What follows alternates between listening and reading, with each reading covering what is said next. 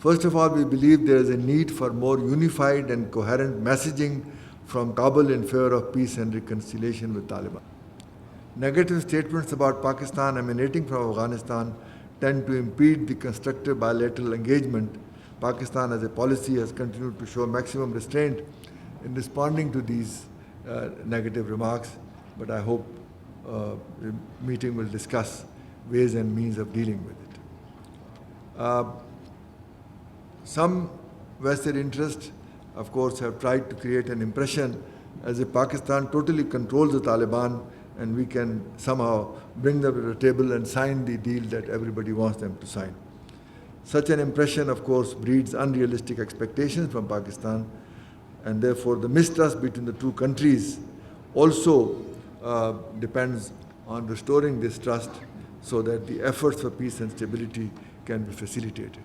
There's a mistrust between Pakistan and Afghanistan, unfortunately. And that has affected every aspect, including the refugees issue. That's the core.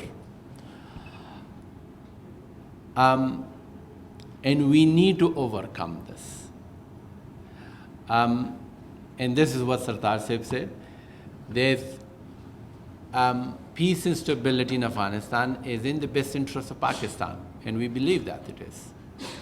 Because we see that the situation in Afghanistan has adversely affected Pakistan, security-wise, economic-wise, image-wise, and every otherwise. And it's with that understanding, of course, on both sides, that we are engaging. I do believe that we are more frank than before. Some of the negative statements are not helpful, no doubt, but for the sake of frankness, maybe they're okay.